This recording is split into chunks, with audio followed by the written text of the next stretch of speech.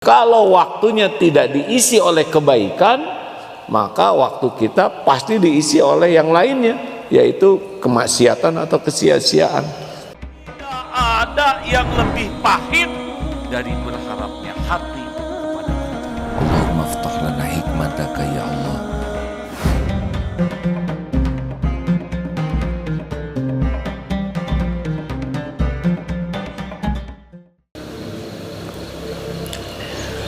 Bagaimana supaya kita hatinya bersih? Ya harus punya target dulu. Kalau punya target kemudian kita fokus. Misal begini ya, ini ceramah nih sekarang. Sesudah ceramah ini saya harus evaluasi mana tadi perkataan yang ada riaknya, yang ingin memamerkan diri, memamerkan ilmu, memamerkan kepintaran, memamerkan kesolehan versi diri, itu kan ada tuh riaknya ya. Mana yang ujub, periksa sambil ceramah teh, mana yang lagi merasa diri beda dari yang lain, itu kan semuanya hati ya.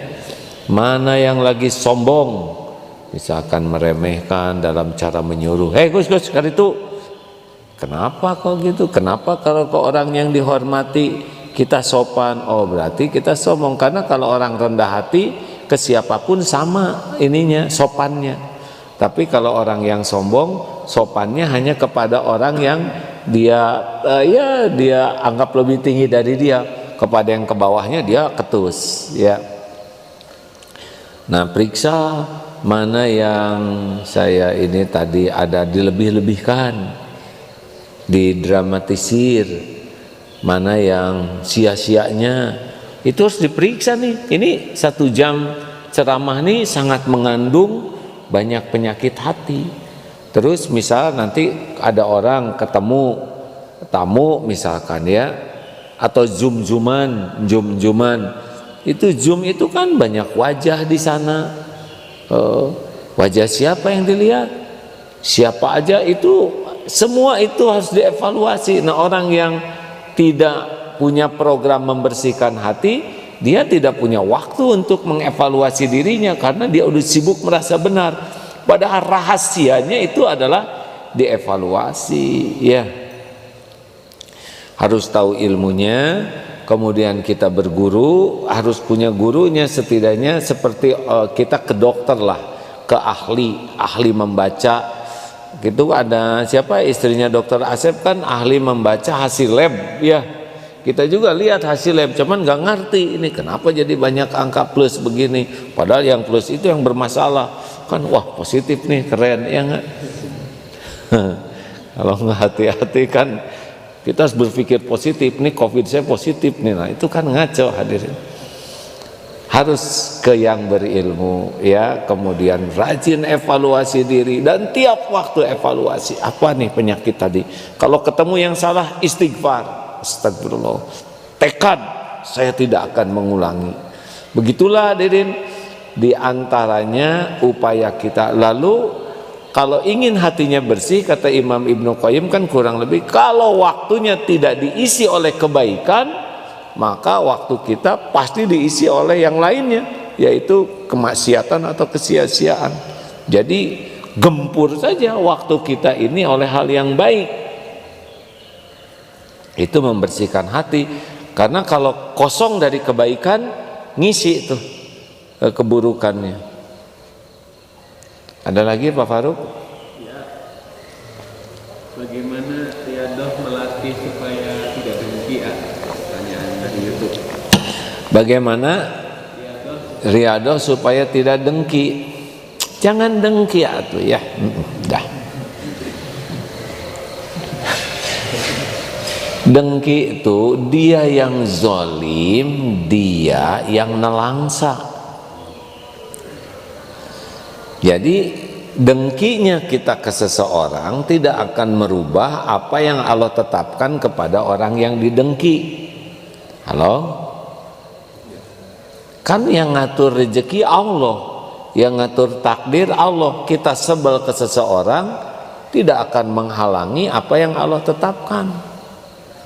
Malah bisa ngejungkel, dia naik pangkat, kita naik tensi. Dia ganti mobil kita ganti kulit, megar hadirin. Nah, dan asal tahu saja bahwa tiap orang tuh punya kapling takdir masing-masing. Jangankan sekompleks, seibu sebapak aja beda-beda takdirnya. Bapak berapa orang adik kakak, Pak? Bapak berapa orang adik kakak? 10 bersaudara. Wajahnya sama tidak sama Pak? Beda. Ibu bapaknya sama? Sama. Maksudnya ibu bapak dengan ibu dan bapak dari 10 anak ini sama?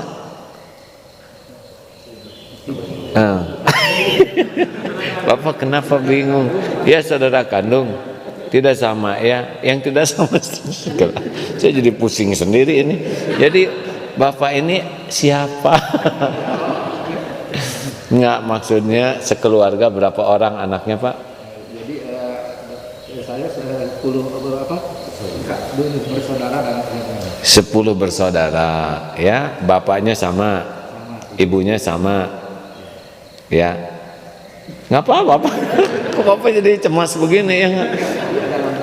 Nah, itu yang 10 bersaudara tuh sekarang sudah pada tua-tua belum? Iya, paling bungsu itu lahiran 68. Aduh, Bapak hitung sendirilah ya. 52 tahun. Yang paling bungsu 52 tahun. Yang paling tua Ya lah. 69. Oh, tunji Pak. Setahun satu ya nggak apa-apa ya, udah terjadi ya, qadar Allah. Bapak bungsu? Nomor 5. Nomor 5. Oh. Lahir 58. Masya Allah. Bapak 62 tahun. Setahun lagi dong. Iya. Iya 63 maksudnya. Baik, beda-beda Pak rezekinya? Beda-beda. Profesinya beda-beda? Iya, jodohnya beda-beda? Pasti ya. Kemudian bentuk badannya beda-beda? Beda. Bakatnya beda-beda? Kalau lebaran tuh bisa kelihatan beda-beda ya kalau lagi ngumpul. Padahal ibu bapaknya sama. Kenapa? Karena yang ngaturnya tuh Allah. Yang siapa yang paling mulia di antara 10 itu? Inna akramakum indallahi atqakum. Yang paling bersih hatinya, yang paling diterima amalnya. Insyaallah takwa deh. Ya.